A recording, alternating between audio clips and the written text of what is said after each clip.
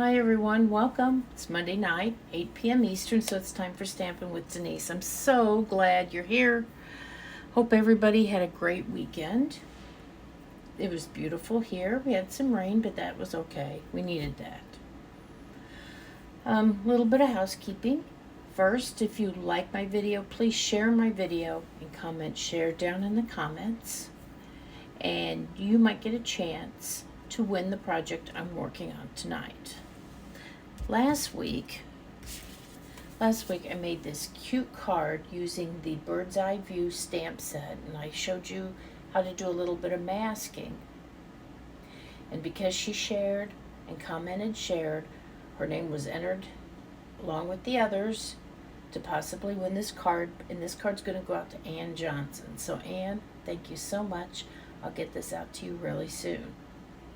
If you can't share, I understand. Give my video some hearts.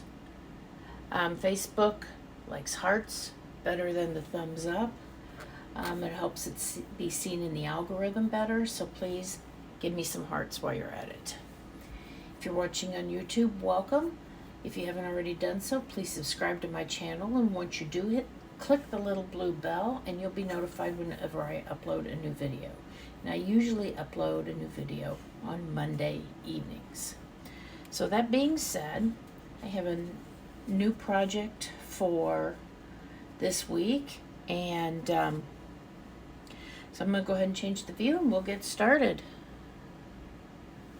Okay, so this week I'm doing something a little different. I'm using the Basic Borders dies to cut some designer series paper in an interesting shape. So this one was, I used this curved piece, and I'm using the, where's it at? Oh, here it is, I moved it. This is the Hello Irresistible designer series paper, 6x6 stack. It's got some great colors in here. Daffodil Delight, Pretty Peacock, Soft Sea Foam. This is Flamingo, Flirty Flamingo. Let's see, what colors am I forgetting? Lost Lagoon is in here, and Petal Pink. And those are the other colors. So this is found on in the online exclusives. And if you don't know where to find those, you go in like you're going shopping, and you click the shop menu, and like I think it asks you, do you want to look for, or you know, it has a listing of different categories, and one of them is online exclusives. That's where you want to go. So we're gonna do a little heat embossing because I haven't done that for a while. So I just thought, you know, we'd do some different things. The stamp set I'm using, well, we'll get to that when I get there. So this is the Basic Border set. It's been around, I think this is maybe its second catalog, and I really haven't shown it much love, so I thought that I would do that. So I cut a piece of the designer series paper. It's 3 inches wide by 5 1/4. Yeah, no, 5 1/2. It's the same size as this. It's 5 1/2. There we go. And so, you know, you can make this as narrow or as wide as you wanted. So it's just kind of, you know, just want to make it sort of even. So actually what I'm going to do is I'm going to use the lines on my mat, and you can use the lines on your grid paper too to help, you know, line things up. So see if I, whoops, I can't see that line. I don't always do this, but some people like to have, you know, some guide to make sure they get it right. So that looks like that's pretty even. So I lined the paper up against this line so I could tell that it was straight. And then I put the end of the die on that line, and then at this end at that line. So now I know it is straight on my paper. Because, you know, you could get it all cattywampus and then it wouldn't look right. So we're going to bring in the mini stamping cut and emboss machine. This, like I said, this piece of paper is 3 inches wide, and you can see there's just a little room, extra room So that kind of tells you, you know, about 3 inches is your limit in terms of what you can cut on it.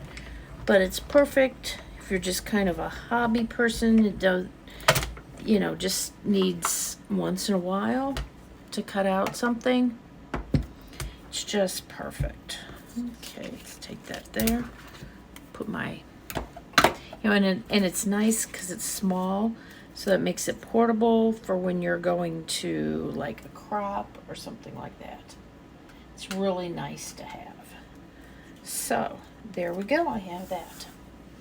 Now my base is Daffodil Delight, and again it's 8.5 by 5.5, and as always, well, I guess not always, but you know, we fold that in half, and that's our card base. Let me get my bone folder and go there. I've actually been playing with some of my new Christmas product. I've been preparing to participate in a swap. So I have to design a card and make 21 of them to mail off, and then in the mail I will get 20 back. The 21, number 21 goes to the person coordinating the swap, because that's a lot of work. So let's see, perfect. On mine, when I made it, I had to kind of trim the top off a little bit, but that looks perfect. Okay, so let's start. Next, I think we'll do our sentiment. So for the sentiment, I used Handmade Hugs. It says, "Today we celebrate you." Very versatile, able to use it for a lot of different events. So I pulled a piece of Pretty Peacock out, and I'm going to use my Versamark, okay? I store it upside down so that the ink is at the top of the pad. So, and if you're not familiar with Versamark, really what it is it's clear. It is clear ink, okay? Oops, before I do that though, I know what I want to do. I want to use my Embossing Buddy. And the Embossing Buddy, put just a little bit of powder on here. And so your embossing powder only sticks where you put the ink. It won't stick to other parts of your paper. And what I find is when I use a dark color, it's a bigger problem for me than if I was using a light color. Okay, there we go. I mean, you can kind of see it because you know, it's a tone on tone, which you can use it for that too, like if you're doing a background, but it stays sticky and will hold embossing powder. Now this is our white embossing powder, and this is just the way I store it, and this works for me. I just have a plastic container. I have a little spoon here I got at the party store. You know, it's you know, very, very inexpensive. They're just plastic. I think there was 20 or 25 in the package. But you can see now the embossing powder is stuck to that clear Versamark ink. Whoops, I just made a mess. I wanted to put a little bit more on that Celebrate. Okay, so give me a minute here. I want to clean this up before I make too much of a mess. Or maybe I already have. It's on my shirt, it's on my table. Hang on.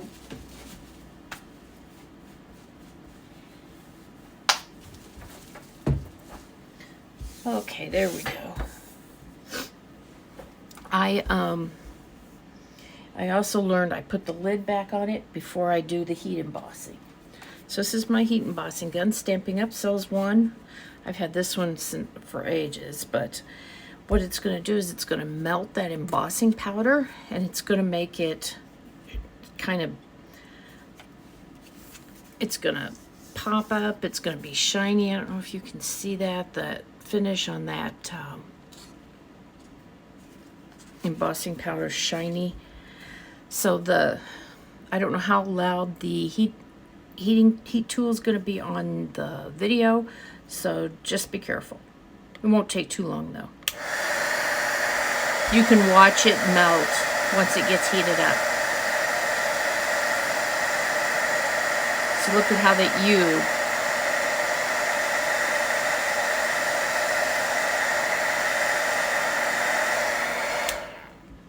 there we go. Okay. That's good. I got one little stray piece of embossing powder, but that's not too bad. So I am going to use the punch that coordinates with this stamp set, the Handmade Hugs. It's the Handmade Tag punch. We're going to use that. And we're going to punch this out this way. And you know what I'm realizing that hopefully I got it in here. My paper was just almost too small. I think I'm good.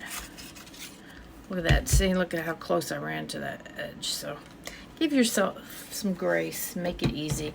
Get a little bit bigger piece of paper. It was just a scrap of cardstock I had in my drawer, and I just pulled it out, and I didn't even think twice about it. Okay, now here's my dimensionals. I'm going to go ahead and put those on the back.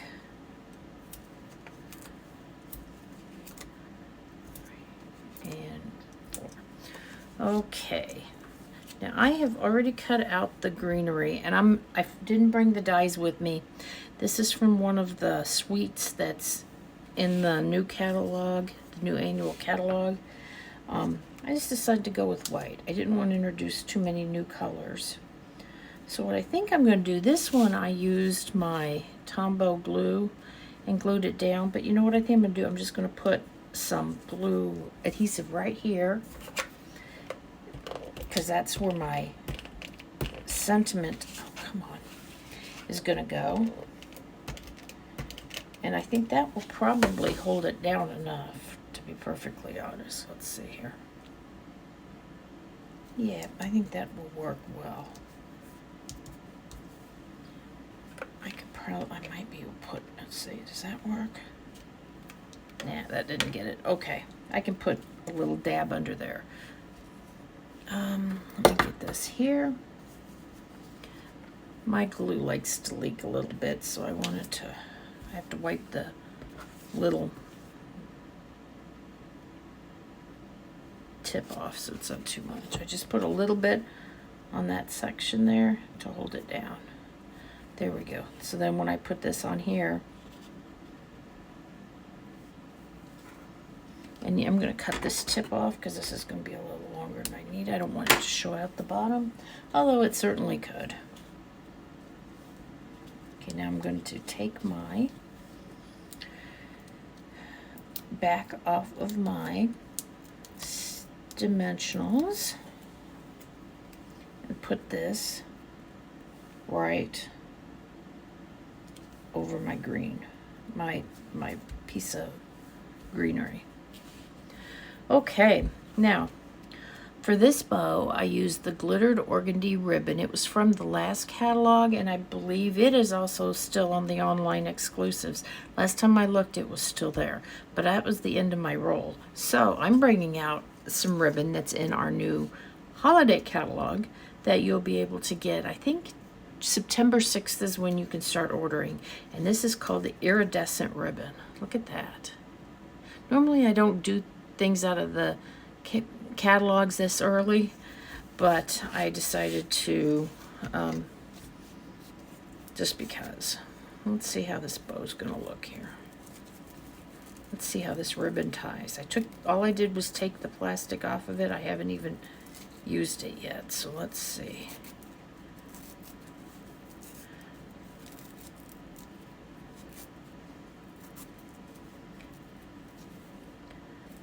There we go. Let me fix that there.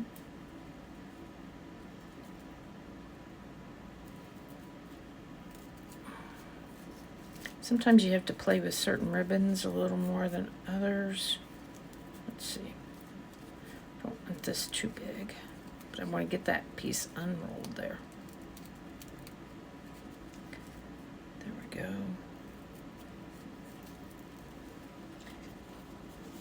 Do that. All right, I think that'll work okay. So then I'm gonna cut that like that. Like that.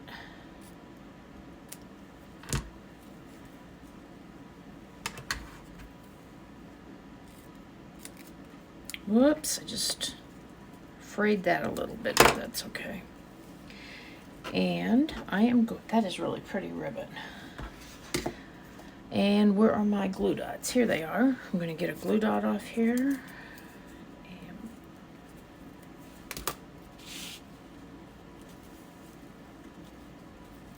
put that on there. There we go. I could also kind of tack down that piece of the corner of that ribbon right there if I wanted to. There we go.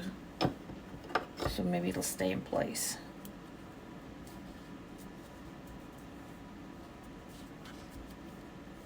Yeah. Okay, glue dot. Put a glue dot under there. Sometimes when it doesn't lay exactly the way I want to, I just give it a little bit of help. There we go. Okay. So there we are. Just wanted to show you some products I hadn't featured before, and of course the bow or the ribbon is brand new. So I hope you like it. I would look forward to seeing you next week, and have a great crafty week. Bye now.